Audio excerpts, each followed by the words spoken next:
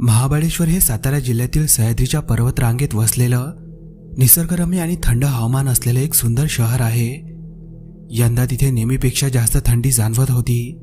धुक्याची दाट चादर, भोसरी थंडी आणि शांत वातावरण असं दृश्य होतं। अशाच एका थंड सकाळी महेश नावाचा एक तरुण नुकताच महाबळेश्वरमध्ये राहायला आला होता। महेश हुशार, शिकलेला आणि एका मोठ्या कंपनीत उच्च पदावर काम करणारा होता। नुकतीच त्याची बदली महाबळेश्वरला झाली होती। शहर नवं होतं, वातावरणही वेगळं, पण महेश आत्मविश्वासाने भरलेला होता।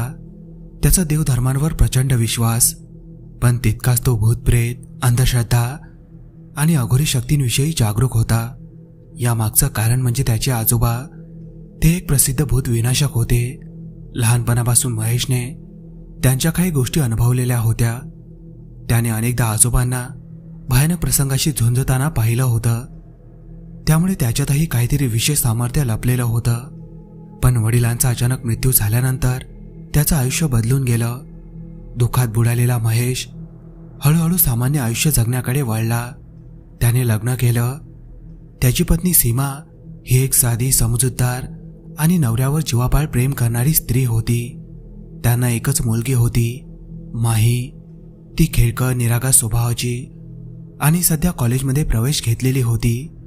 माही हे त्याचं सगळं विश्व होतं। एका सकाळी महेश लवकर उठून अंगणात आला। हवेत सौम्य पण बोसरी थंडी होती। मंद वारा वाहत होता आणि पक्ष्यांचा किलबिलाट वातावरणात सजीवता आणत होता। तेवढ्या समोर नलावडे काका दिसले। ते फुलांना पाणी घालत होते। त्यांच्या हातात एक तांब्या होता आणि चेहऱ्यावर नेहमीसारखं हसू। गुड मॉर्निंग काका, कसे आहात? महेश हसून म्हणाला। काकाने डोकं हलवत उत्तर दिलं आणि म्हणाले, अरे महेश, तुला पाहून बरं वाटलं। अगदी वेळेवर उठतोस तू। आजकालच्या तरुणांना हे जमतच नाही। महेश हसत म्हणाला, सवय आहे काका। शहरात तर सकाळ दिसायचीच नाही, इथे आल्यावर पुन्हा निसर्गाची ओळख होते। नलावडे काका हे महेशचे शेजारी होते। महेश जेव्हा इथे नवीन राहायला आला होता तेव्हापासून त्यांची ओळख झाली। रोज सकाळी दोघंही एकत्र जॉगिंगसाठी जायचे आणि हळूहळू त्यांच्या नात्यात विश्वासाचं बंध निर्माण झालं। शेजारी असल्यामुळे एकमेकांकडे चहापाणी, गप्पा गोष्टी नेहमीच चालत असत। नलावडे काका हे निवृत्त मिलिटरी ऑफिसर होते, शिस्तप्रिय आणि शांत स्वभावाचे। गेल्या 5 वर्षापासून ते आपल्या पत्नी समवेत महाबळेश्वरमध्ये राहत होते। शहराच्या गोंगाटापासून दूर, निसर्गाच्या सानिध्यात ते निवांत आयुष्य जगत होते।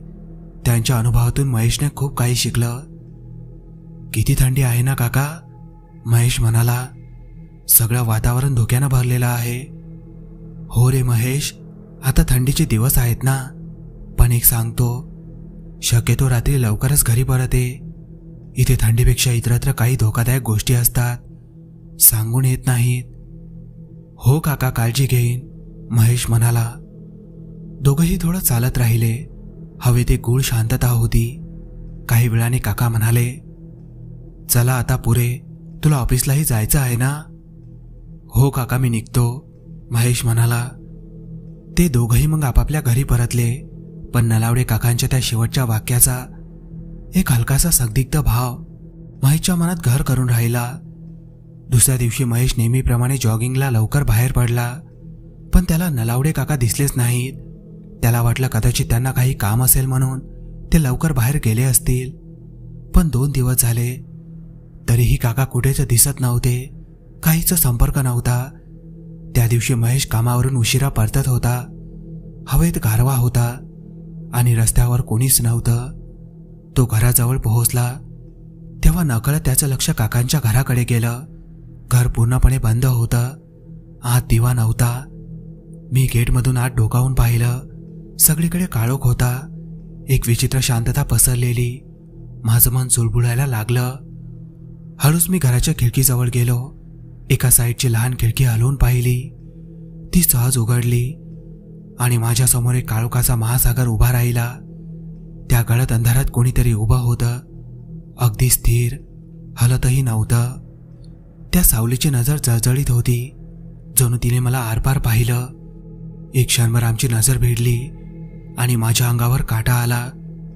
मी मागे सरकलो पण पाय थरथरत होते. मनात एकच प्रश्न, ते खरोखर काका होते का की काही वेगळंच? त्या रात्री मी काहीही न बोलता घरात आलो, पण ती सावली, ती नजर विसरायचा प्रयत्न करूनही विसरत नव्हतो. झोपच येत नव्हती. डोळे मिटले की काहीतरी भयानक स्वप्न दिसायचं. त्या स्वप्नात नलावडे काका कुठेतरी खोल अंधारात हरवलेले असायचे. ते मदतीसाठी हात पुढे करत, पण त्यांच्या तोंडातून आवाज निघत नसे. चेहरा अस्पष्ट, पण डोळ्यात भीती. मी अस्वस्थ झालो. काकांना काही झाले नसेल ना, हा विचार डोक्यातून जायलाच तयार नव्हता. शेवटी ठरवलं, सकाळी उठून थेट त्यांच्या घरी जाऊन पाहायचं. सकाळ झाली. धुके अजूनही पसरलेलं होतं. वातावरणात जळ शांतता होती. मी थेट त्यांच्या घरासमोर जाऊन उभा राहिलो. दरवाजावर टकटक केलं. नलावडे काका, कुठे आहात? मी विचारलं. दरवाजा बंदच होता. आतून कुठलाही आवाज नव्हता. मी क्षणभर थांबलो. तेवढ्यात दरवाजा हळूच आवाज करत उघडला, पण कोणीच दिसलं नाही. गुड मॉर्निंग काकू, कसे आहात? ते काका जॉगिंगलाही आले नाहीत. रूम पण 2 दिवसांपासून बंद आहे. सगळं ठीक आहे ना? काकूंच्या चेहऱ्याकडे पाहताच मला काहीतरी विचित्र जाणवलं.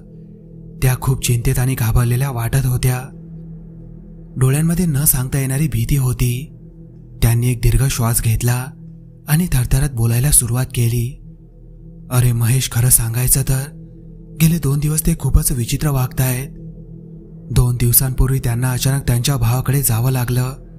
कोणीतरी मरण पावलं होतं.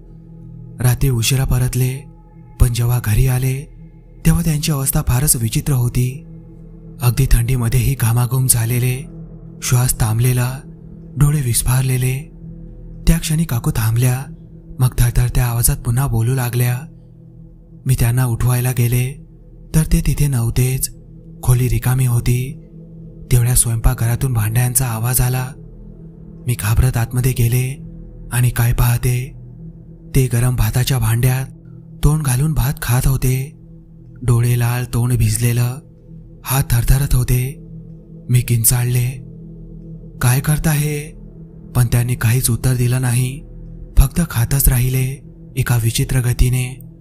आणि हळूहळू त्यांनी डोळे उघडून माझ्याकडे पाहिलं. त्या डोळ्यात माणसाची ओळखच नव्हती. ते असह्य होतं. काकूंच्या डोळ्यात अश्रू आले. त्या कुजबुजूत म्हणाल्या, कोण आहेस तू? हे माझं झाड आहे, माझं झाड. आणि मग अचानक हसू लागले जोरजोरात. ते हसणं माणसाचं नव्हतं महेश. त्या हसण्यात थरकाप होता. आवाज छताला गुंजत होता. सगळं घर त्यात गुंजून गेलं. आणि सगळ्यात भयानक म्हणजे ते आता 4ही हातापायांनी जमिनीवर चालत होते. अंग जमिनीवर घासत अर्धवट प्राण्यासारखे. तरीही वेगाने सरकत हसत हसत आपल्या खोलीत गेले. दरवाजा खाळकन बंद झाला. मी विचारलं, काकू तुम्ही आत गेलात का? त्या म्हणाल्या, हो, पण मी तुझी वाट पाहत होते. मला एकटीला भीती वाटत होती. मी ठामपणे म्हणालो, काकू तुम्ही बाहेरच थांबा, मी आतमध्ये पाहतो. मी दरवाजाकडे गेलो. आतून एक विचित्र आवाज येत होता. तो नक्कीच काकांचा नव्हता, किंवा किमान जसा मी त्यांना ओळखत होतो तसा नव्हता. त्या आवाजात अमानवी घृणा होती. कोणीतरी बोललं, काय ग म्हातारे, तुला चिता सोडायचं नव्हतं? तू काय करू शकतेस? तुझा बाप देखील काही करू शकत नाही. मग ते हास्य माणसाचं नसलेलं आणि थंड विकृत. अंगातून घाम फुटला. आवाज जणू भिंतीमध्ये घुसलेला जमिनीवर फिरणारा. संपूर्ण घर जणू जिवंत झाल्यासारखं झालं. मी थरथरत दरवाजा ढकलला आणि समोरचं दृश्य पाहून माझे पाय जागीच गोठले.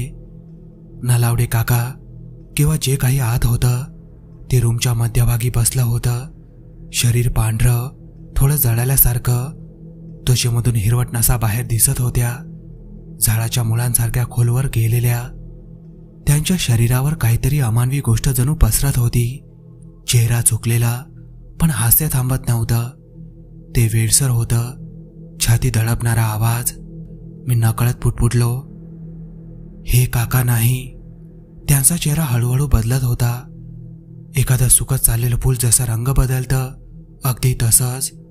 अचानक हास्य थांबलं. तीव्र शांतता पसरली. त्यांनी माझ्याकडे रोखून पाहिलं. डोळे जे एकेकाळी काकांचे होते आता पूर्णपणे काळे झाले होते. कोणतीच भावना नाही, फक्त एक अंधार. आणि मग ते एक गोष्ट बोलले. तीव्र जाळसर गळत आवाज, एकाच वेळी अनेक वेगवेगळ्या स्वरात गुंफलेला. कुजबूज डरकाळ्या विचित्र यांचा एकत्रित मिश्र आवाज, जणू एक पिशाच बोलत होतं. आणि त्या क्षणी मी थरथरत उभा होतो, पण काहीतरी मनात ठाम होतं की हा शेवट नाही. महेश काही क्षण गोंधळला. त्याचे पाय थरथरत होते, पण लगेचच त्याच्या डोळ्यासमोर त्याच्या बायकोचा आणि मुलीचा चेहरा तरळला. त्याला आजोबांचे शब्द आठवले. शक्ती आपल्या रक्तात असते, पण तिचं रक्षण करणं हाच खरा वारसा असतो. त्याने ताबडतोब काकूंना दरवाजापासून लांब राहायला सांगितलं. मग प्रचंड मनोधैर्य गोळा करत तो सावधपणे खोलीत शिरला. खोलीत अंधार होता. एक थंड कुचकट वास दरवळत होता. कोपऱ्यात नलावडे काका खाली पडलेले होते. महेश त्यांच्या जवळ गेला आणि त्यांच्या हाताला हलवून पाहिलं. शरीर बर्फासारखं थंड झालं होतं. डोळे उघडे होते, पण नजरेत कुठलीच भावना नव्हती. तेवढ्यात महेशला त्याच्या आजोबांनी शिकवलेला एक मंत्र आठवला. तो थोडासा घाबरलेला होता, पण त्याने धीर करत काकांच्या कानात तो मंत्र जपायला सुरुवात केली. जसं जसं मंत्र पुढे चालू झाला तसं काकांच्या शरीरात एक विचित्र हालचाल होऊ लागली. त्यांच्या आत दडलेला पिशाच जोरजोरात किंकाळ्या मारू लागला. सोड मला, नाहीतर तुझ्या नडीचा घोट घेईल. सोडतोस का नाही? संपवीन सगळं, घर उठवीन मी. काका आता तळफळू लागले, अगदी जसं एखाद्या जिवंत माशाला गरम वाळूवर टाकलं तसं. महेशचं मन डगमगलं, पण त्याने मंत्र थांबवला नाही. एक क्षण, 2 क्षण आणि अचानक सगळं शांत झालं. काका हळूच खाली कोसळले आणि शांत झोपले. घरात पसरलेला जळ अंधार जणू नाहीसा झाला. त्या क्षणी जाणवलं काहीतरी मोठं टळलं होतं. महेशने काकूंना धीर दिला. काकू, चिंता करू नका, आता ते ठीक आहेत, काळजी घ्या त्यांची. तो निघाला आणि घरी परत आला. घरात कुणालाही काही न सांगता तो शांतपणे बसून राहिला. थोडं समाधान मिळालं होतं, पण मनाच्या खोल कुठल्याशा कोपऱ्यात अजूनही अस्वस्थता घर करून होती. संध्याकाळ सरत होती. रात्र गळत होत गेली. घरात सगळं शांत होतं. महेश झोपी गेला, पण मध्यरात्री अचानक त्याच्या कानात एक विचित्र आवाज घुमायला लागला. तो घाबरत उठला. क्षणभर काय चाललं ते कळेना. आवाज स्पष्टपणे स्वयंपाकघरातून येत होता. हळूहळू आवाज न करता तो त्या दिशेने गेला. स्वयंपाकघराचं दार बंद होतं, पण खाली एक बारीकशी फट होती. महेशने जमिनीवर झोपून त्या फटीतून डोकावून पाहिलं आणि त्याचं डोकं सुन्न झालं. सीमा, त्याची बायको, मातीवर चवताळलेल्या प्राण्यासारखी दुधाच्या भांड्यातलं दूध चाटत होती. तिच्या चेहऱ्यावर मानवी भाव नव्हते. डोळे पूर्ण पांढरे, शरीराची स्थिती भयानक, पाय पोटात ओढलेले, हात जमिनीवर टेकलेले, जणू कोणतं तरी प्राणीवत रूप. आणि आमचा कुत्रा तो कुठेच नव्हता. महेश घाबरून ओरडला, हे काय करते सीमा? सीमाने चाटणं थांबवलं. तिचा चेहरा दुधाने माखलेला होता. ती महेशकडे वळली आणि थंड नजरेने त्याच्याकडे पाहायला लागली. तेवढ्यात मागून एक गंभीर आवाज घुमला. तूच तर घेऊन आलास मला. महेशने चटकन मागे वळून पाहिलं. तिथे त्याची मुलगी माही उभी होती, पण ती माही नव्हती. तिचे डोळे पूर्ण पांढरे, चेहरा निर्विकार आणि आवाज बेसूर कर्कश होता. अचानक तिने जोरात एक किंकाळी फोडली. त्या किंकाळीतून सीमाचं शरीर जागेवरच झटका देऊन खाली कोसळलं. महेश धावत तिच्याकडे गेला. सीमा, सीमा उठ ना, आपण दवाखान्यात जाऊ, प्लीज उठ. गडबडीत त्याने सीमाला उचलून कारमध्ये टाकलं. गाडी स्टार्ट केली आणि हॉस्पिटलच्या दिशेने धाव घेतली. पण ते शहर त्याच्यासाठी नवीन होतं. त्याने मोबाईलवर मॅप लावला आणि गाडी घनदाट अंधारातून पुढे नेत राहिला. जंगल, थंडी, धुकं आणि तो रस्ता अज्ञात, दुर्गम. रस्ता कधी डावीकडे उजवीकडे वळत होता. शेवटी तो एकाच ठिकाणी पोहोचला. गाडी थांबून खाली उतरला आणि जेव्हा हेडलाईट समोर पाहिलं तेव्हा एक खोल दरी.